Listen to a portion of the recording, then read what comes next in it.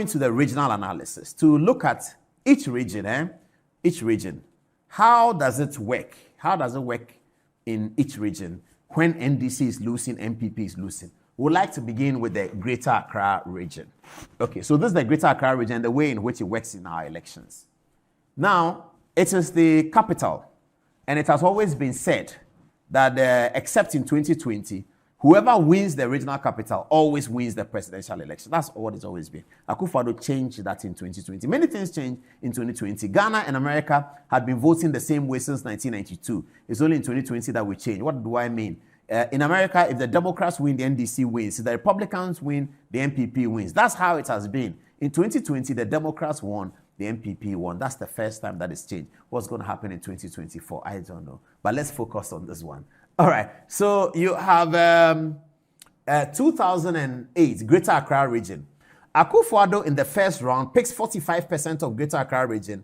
NDC has 52%. NDC wins Greater Accra region in 2008 by 101,000 votes. You remember we're saying that Nana Akufo-Addo won just 2 regions in 2008 and was almost winning the presidency. Nana Akufo-Addo, after winning 2 regions, and Professor Mills winning 8 regions in Greater Accra, in fact, Professor Mills beat Akufo-Addo by 100,000, the same margin Akufo-Addo was leading across the nation. That must be very significant, viewers, if you are following. Professor Mills in 1 region beat Akufo-Addo by 100,000. Professor Mills went on to win 7 other regions out of the 10. Akufo-Addo won only 2.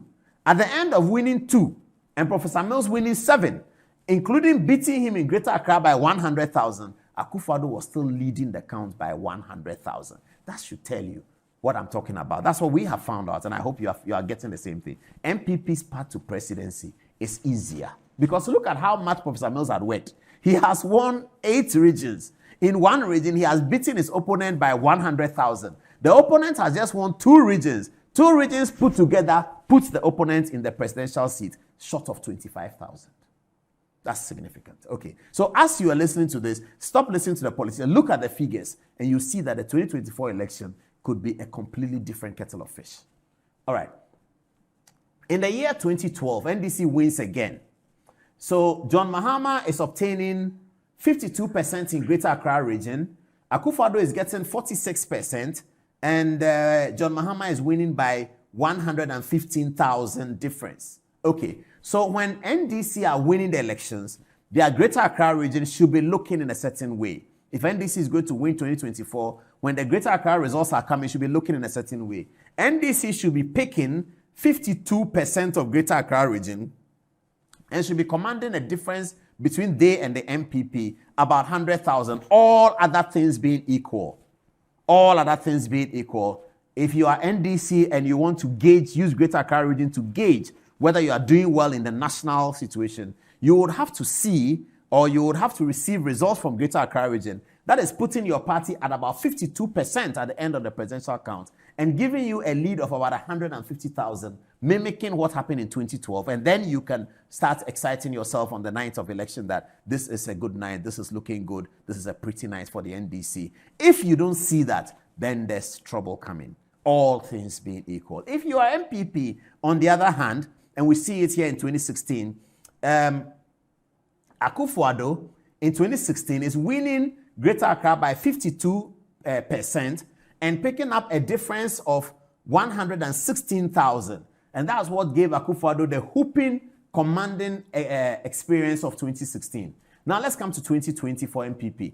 2020 is still very tight. It's still very tight for both parties. NPP is actually losing Greater Accra region to John Mahama, 48% for Akufo-Addo, 51% for John Mahama, and NDC wins by 53%. Now, what does this tell us about Greater Accra? This means that Greater Accra is actually an NDC place, and that NDC should be able to consolidate it, and that MPP can, however, steal it.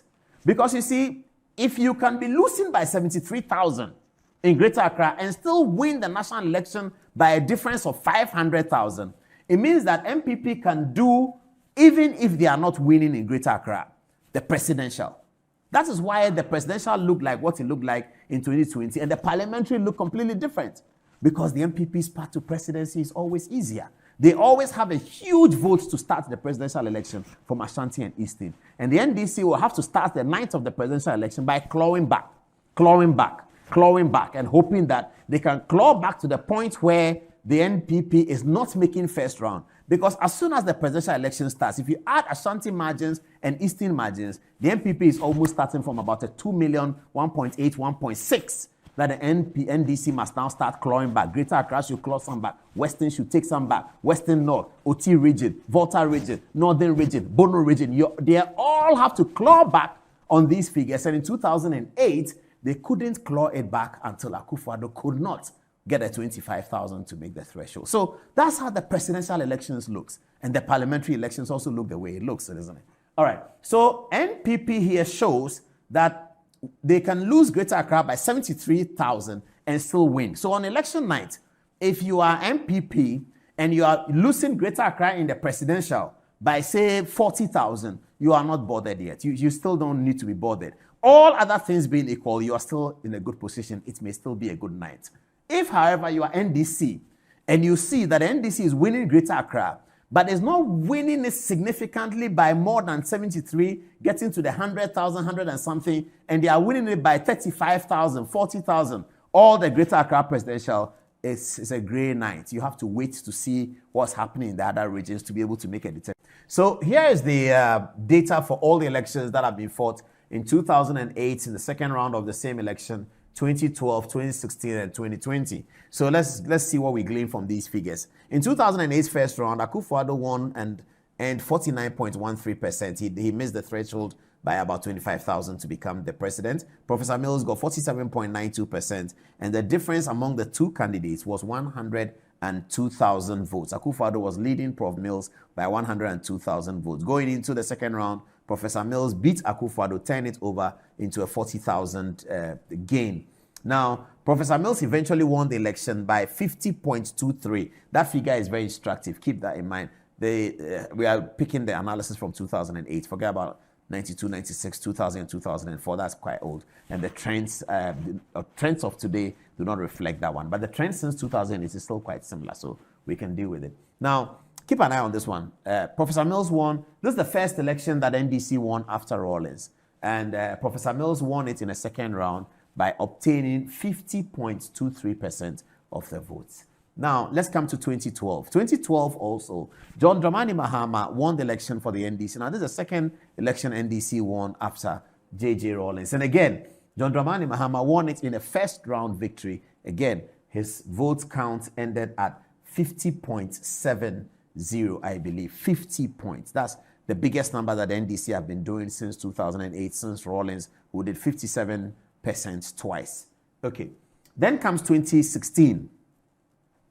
In 2016, Akufo-Addo wins the election the first round. We know that the margin was big. Almost 1,984,000 was the vote difference between Akufo-Addo and John Mahama. The percentage score for Akufo-Addo was 53.7, is one of the largest. In terms of an opposition candidate, is really the largest. And John Mahama also registered what appeared to be the NDC's lowest vote tally in the Fourth Republic. It was 44%. This is 2016. Then let's look at 2020's elections. If we come to 2020 here on the chart, we will see that the NPP again won the election by a difference of 517,000, something like about half of how much they won 2016 with. And in that election, which Akufo-Addo won first round, which was very, very close, the NPP won 51.3%. So we've seen that the NDC in its electoral victories, in the biggest victory that they won in 2012, the percentage was 50 points. They didn't cross 50%. Professor Mills, in the biggest victory that he won in the runoff of 2008, was 50 points. On the NPP side, in these four elections, the biggest has been 53 and 51. So the NPP seem to be, when they are winning the elections, they seem to gather a lot of momentum to win their elections. When NDC is winning elections, they do win, but it looks like it's always very, very tight in the presidential race. And we said that because we told you before that the NPP's path to presidency is easier than the NDC's path to presidency. The NDC's path to parliamentary victory is easier than the NPP path to parliamentary victory. Why do we say that? The NPP controls the numbers in the hinterland, in the agricultural belts of Ghana, the hinterlands, the eastern region, Ashanti region, heavily controlled by the NPP. their sizes of their parliamentary seats are far bigger. And it's speculated that Chachu Chikata, who was in charge of doing these things in the 1992 Consultative Assembly, fixed it so that the NDC will have a lot of parliamentary seats. So if you go to Ashanti and Eastern, each constituency is so huge. But you come to the NDC areas, Upper East, Upper West, you see that constituencies are very, very small. Many, many years ago, as a young journalist, I interviewed Josiah Aye. He's dead now. May he rest in peace. He was my lecturer in property law at the Faculty of Law in his later life. But in his earlier life, he came back from London as a politician. He was teaching at the London School of Economics Law, and he came to be General Secretary of the NDC. Now, I interviewed him when he first came to Ghana to fight for a seat in the seat that is now occupied by Nilante van der Poy, the former mayor of Accra. Between him and Fritz Bafo, the seat that they have, it was one seat, including where Esla also is. It was all one for a lady named Theresa Ameletego. Ameletego also passed. Josiah competed with Ameletego in the year 2000. And Josiah told me in an interview that he thinks that there's something wrong with Ghana's parliamentary distribution. And I asked him why. He said, how can he, Josiah Aye, win 35,000 votes in Dansoman and he is not in parliament? Because Ameletego got 52,000. That was how big the Dansoman constituency was in the year 24 years ago. Ameletego got 52,000 and got elected. He got 35,000 and he wasn't elected. So I asked him that, but what's wrong with that? You lost the election. He said, yes, I lost, but now look at this. And listen to the example he gave. John Dramani Mahama. This interview is 2001. Josiah said, John Mahama. And we didn't know today will come. He said, John Mahama comes from Boli Bamboy. Do you know how many votes he got to win? I said, no, 7,000. And I said, oh, that's interesting. He said, but that's what you journalists should be talking about. He didn't know the agenda that was set in favor of his party. I just come from London. Obroni man. He didn't understand. So I was telling him that, this is really, he said, but that is the point. You journalists should be talking about that. How can somebody come to parliament with 7,000 from Boli Bamboy? 7,000 is what he got. 7,000. He won. I had 35,000 Ghanaians voting for me and they don't have representation.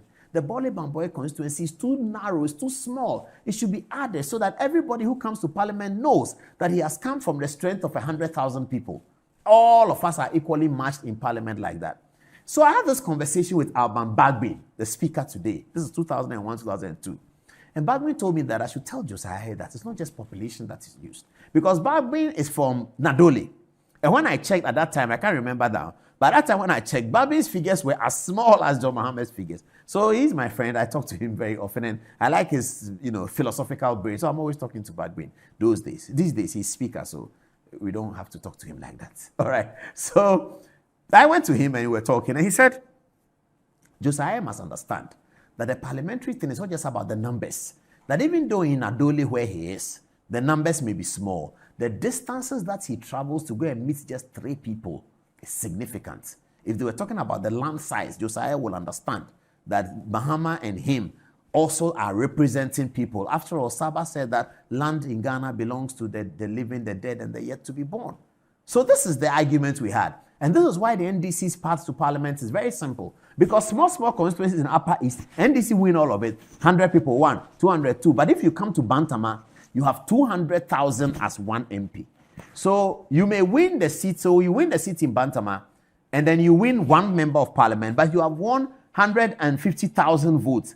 And those 150,000 votes also go to the presidential election. So the president has got 100, and that is why in 2008, Akufo-Addo had won only 2 regions. Here, in 2008, here, the first round, when Akufo-Addo won 49.13%. At that time, there were 10 regions in Ghana. Akufo-Addo won 2.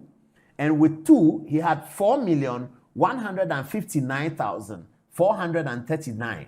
Now, Professor Mills won 8 regions. And with 8, he had 4,056,630 for 47%. He was 2 percentage points behind Akufo-Addo and 102,000 votes behind Akufo-Addo.